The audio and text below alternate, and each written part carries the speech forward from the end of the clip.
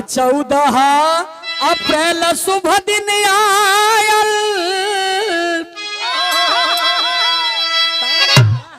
ऐसे अरे तघरवा भरायल न हो। अरे ललन तो हलोन की कौनी खानदान कहू जा, कौनी परिवार कहू, तुहरी खानदान में तुहरी परिवार में के पैदा भइल, केकर बेटी बेटा हवा जा, ये हम बतावे जाते हैं कैसे मुक्ति मिली। अरे सुगति मिली हो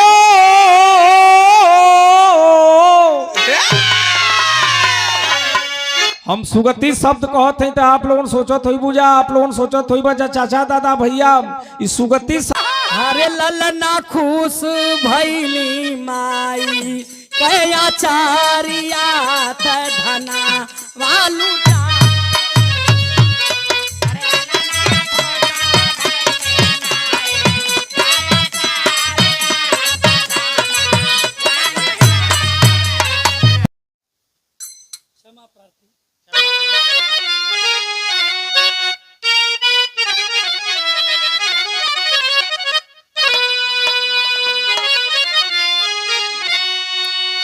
मचा कोलाहल देश में,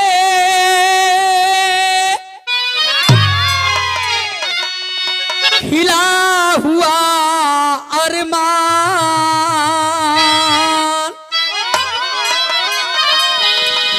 धरती अंबर खिल गया, हर चमका है हिंदुस्तान।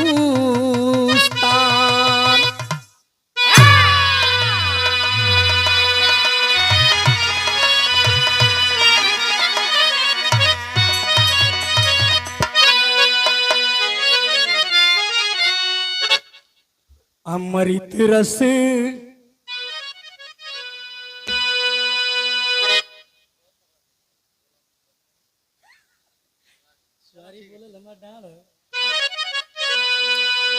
अमृत रस आयल भरा,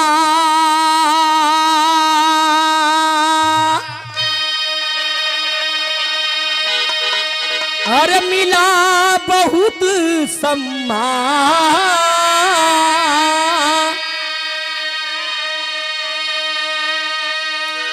बाबा साहब जन्म लिए हाय, हर चमका हिंदुस्तान।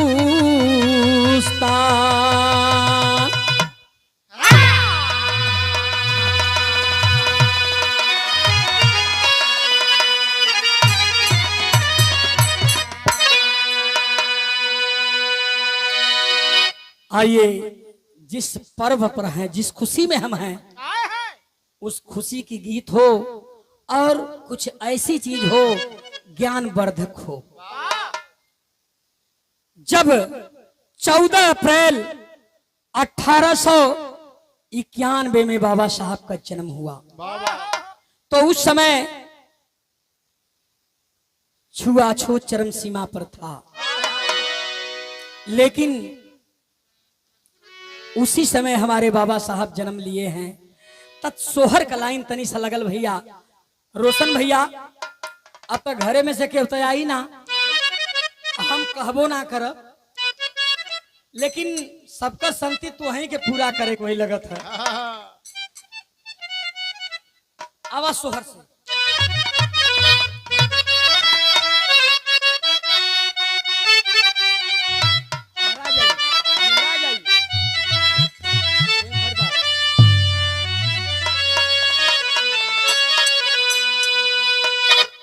देखे सोहर का ही लाइन बा, लेकिन सोहर के समय दो पक्ष होला, इधर सीता जी हैं और इधर जन्मा सरोज जी हैं, दो पक्ष होला। बिचवा में कौन पक्ष है? बे मर्द छोड़ा, हमार का मतलब हम कुछ ना है पहले का हो भाई? अरे कैसे तिलक चढ़ावला कुछ ना हो देखला अभी रहेगा, हमके मत जोड़ा, हम इन्हन को बात इन्हन को नाव लेते ही इमन कारण है। नहीं नहीं भाई, अब हम काहे हालांकि हम तो अलग गवैया है, इनाम तो दे ही सकेले, लेकिन कोनो दिक्कत ना है। वाह तो एक पक्ष कढ़ावाला हाँ सरोज जी और दूसर का पक्ष घोटावाला का भैया गलत कहते नहीं हो गलत कहबे करवा ऐसा तो बोला कहते ठीक अब जन्मा ई भैया कन्नौआ हम खाली भुला गए दुर्गा भैया हो दुर्गा भैया हाँ हमारे ठे बिरहा शुरुआत में भइल श्याम नारायण भैया पूजा मिशन म्यूजिक पर जौने बिरहा के शीर्षक रहल बाबा साहब की हत्या आज 5,60,000 गईल बा बड़ा प्यार दुलार मिलल और वही बिरहा से आज जौने चैनल पर गाइला वो चैनल 85,500 गयल बा सब्सक्राइबर। ई आप लोगन का प्यार दुलार बा, आप लोग हमके गवावेला, आप लोग सब कुछ करेला। तो स्टूडियो में जब मन्नत में रिकॉर्डिंग होती है तो मैं दुर्गा भैया का नाम तो भूल जाता हूँ, लेकिन इरफान से कहता हूँ कि भैया हाउ जो ऑस्ट्रेलिया बोले ना हाउ वो नहीं पड़ी जाते तो कहना अच्छा बोला बोला मैंने तनी देखा एक पक्ष कढ़ावत है एक पक्ष घोटावत है। सरोज जी कैसे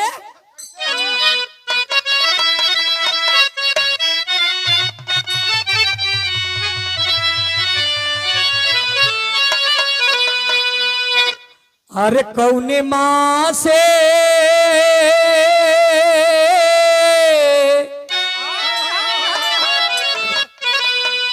हर कौने माँ से बाबा मोर बियाह कैले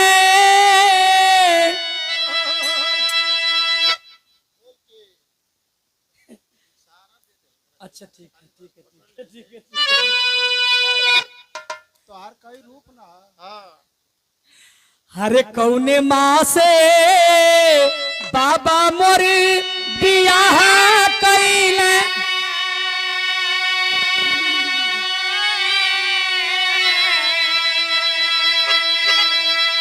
कौने में गवाना दिहल हो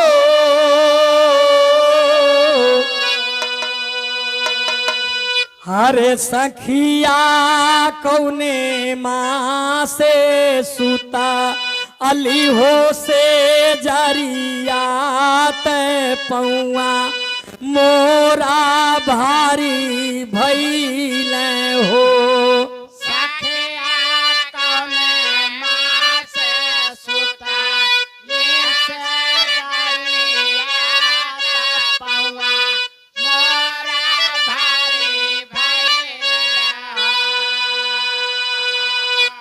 देखा सीता कुहर से कढ़ाए गए सरोज का नंबर आ गया सरोज कुहर से घोटावल जाई। अच्छा सरोज घोटावत हई तब बड़ी ऊंची बात बतावत हई ई बतावत हई कि पहले राकेश भैया जब शादी विवाह होके तक कैसे होखे उस समय बतावत ही हर बात बतावत हई।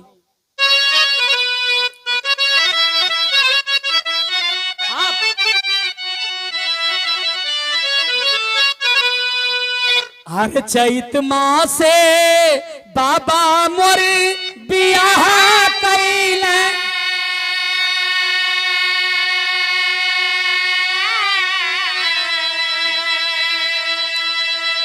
त अगहन में गवाना दिहल वो अरे सखिया सावन माँ से सुता अली हो से जरियात पौआ अमोरा भारी भइल हो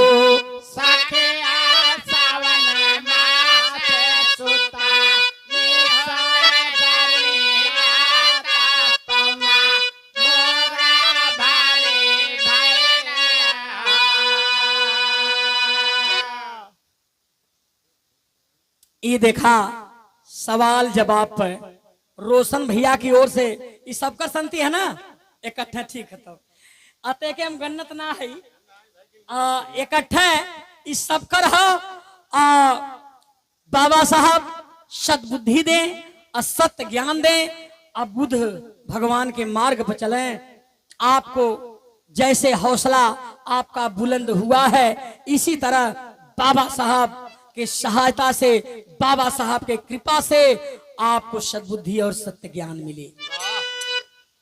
अगर पानी वानी ओहर चुहे लगी तो इधर आ जाइए आप लोग। इधर भाई पर्याप्त जगह है, कोनो दिक्कत ना है, बैठ सकें, टेंशन लेवे के ना है, आराम से सुना। हाँ, अब सोहर का लाइन बदली।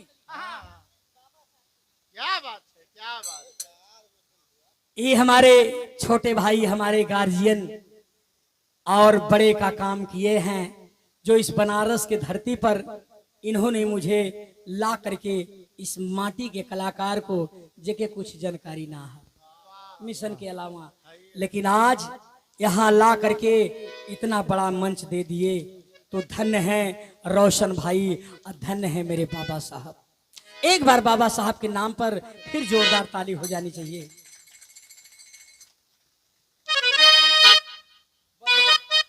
ना रही इल गवले बेचन भैया वाली अब लहरा के।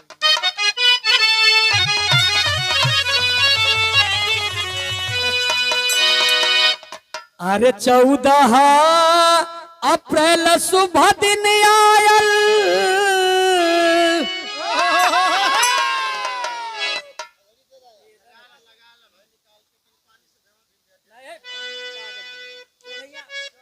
बजरिया बजावे के चक्कर में एके लगा लेंगे और तलवा घूम कर अपने।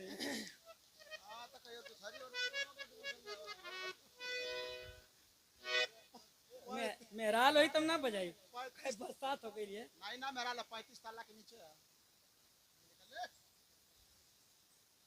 चले बजाई क्या बात, काम होगा कैसे।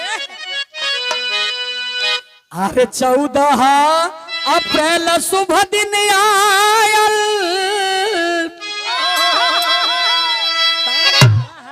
ऐसे अरे तघरवा भरायल न हो, अरे ललना खुश भैली माई कया चारिया धना वालू।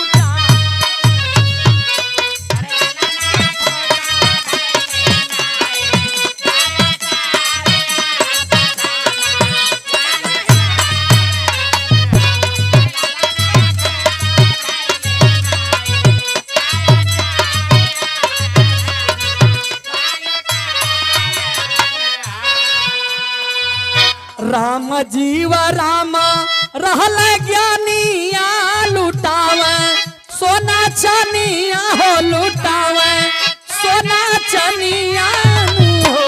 अरे ललना सब कुछ होला बेटा के खनदानिया तमना राम गान भैले हो। अरे ललना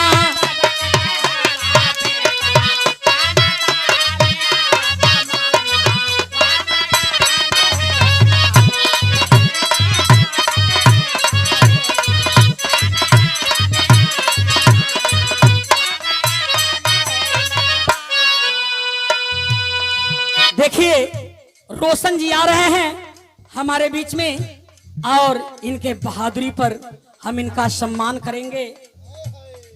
और अच्छा, बाबा साहब के सोहर पर इनाम देत हुआ।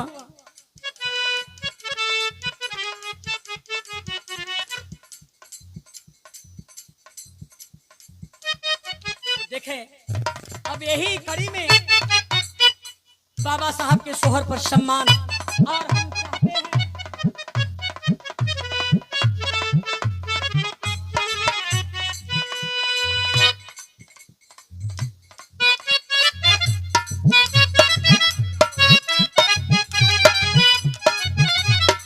और अब हम चाहेंगे अपने अरविंद कुमार गौतम जी दीवान जी को, और मैं इनका भी सम्मान करना चाहता हूं, क्योंकि आपने जो प्यार दुलार मुझे दिया है वो बहुत कम है, बहुत ज्यादा है, और उसका जितना भी बखान करूं वो मेरे लिए कम है। तो आइए साहब, कबो हम सोचले ना रहली अपने दिमाग में कि हालांकि रामायण महाभारत तो बहुत गोली, लेकिन ई सोचले ना रहली श्याम नारायण भैया कि बाबा साहब का जौने दिने गीत गावे लगब ऐसने ऐसने लोगन का फोन आवे लगी, ऐसने ऐसने लोगन का सम्मान मिली, कबो हम सोचले ना रहली। लेकिन धन्य है बाबा साहब जो आपने सम्मान दिलाया है। आइए लाइन पर चलते हैं।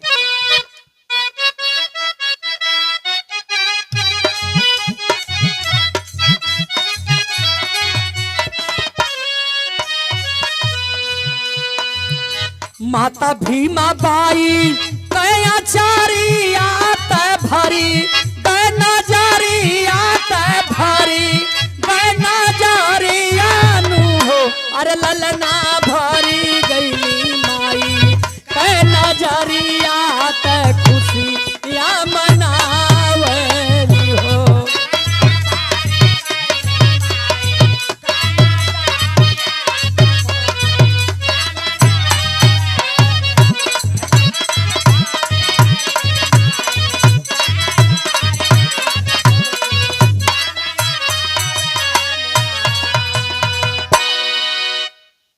हमारे पप्पू भैया चल गए ना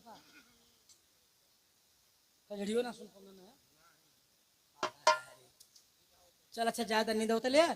अब देखा बाबा साहब जन्म तो ले लिए मेरे मित्रों, पिता राम जी राव, माता भीमा बाई दुलार प्यार करत हुआ, लेकिन 7 नवंबर 1900 में बाबा साहब के पिता राम जी राव अपने बेटे को अंग्रेजी के इंग्लिश के पहली कक्षा में नाम दर्ज कराते हैं। तब कवि जी लिखत हो तर्ज लग गई।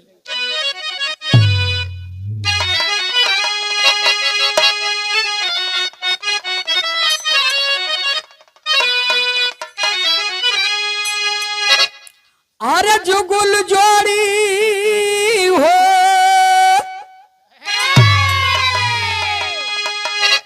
बड़ा पहले ये गीत के गावल जा, एक नटुनी गीत बोलल जा, बाबा तब मुंह में हल कोनो दिशा से 12 धरी लगल है संतोष बाबू। हल जब 3 मिली रहे तो एगो बोली बोले, अरे का ये मलिकार बड़ी पियर पियर धोती लौकती है वही रे दादा। तबले तब निगहिया बदल जा बढ़ती हमन के बदल के लगे निहार रे बाप रे बाप। हाँ लगा था कि गोड़ में से हाँ दू ठोरी तो अलग है, लेकिन हाउ बिजली अलगे बा देखे लाग बा। तो ए भैया पहलवा ताश बड़ा तेज बड़ा खिचड़िया खाता है राकेश भैया। हाँ तो बस ताश बंद दुर्गा भैया, जब ताश बंद हो जाए तब कहे कि गवावा गवा कुछ शुरू कर दे। तो यह बोली रहे, कैसे बोली बोला, अरे का ये मालिकार बड़ी पियर पियर धोती लौकतिया आही रे दादा। त गाँव है का गाँव है, अरे जुगुल जोड़ी हो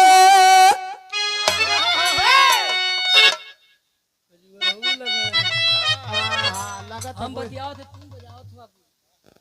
लगा था कि ढीलो पर गल ए भैया नहु लहू बताओ लोग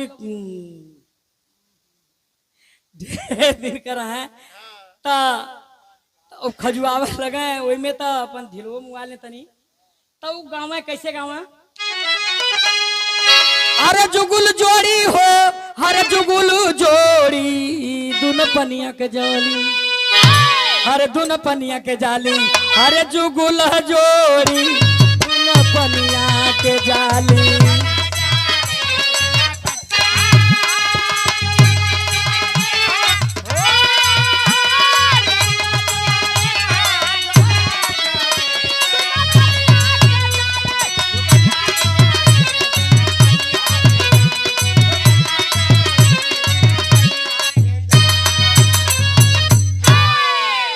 अंतरा के लाइन में अरे बड़की के माथे पे सोहे घड़ी लावा हो।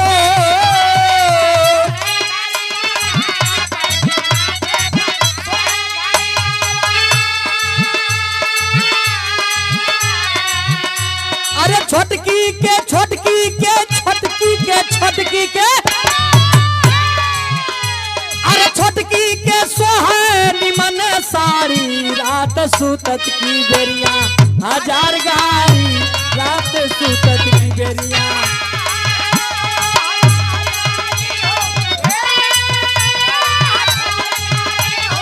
हजार गारी रात सुतत की बेरिया।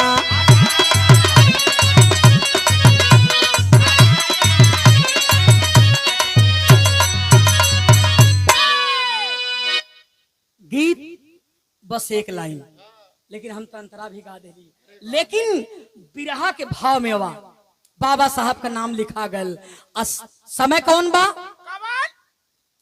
छुआछूत एकदम चरम सीमा पार कैले बा, पार कैले बा, वही में उनका नाम लिखायल हो। तब देखे होत का बा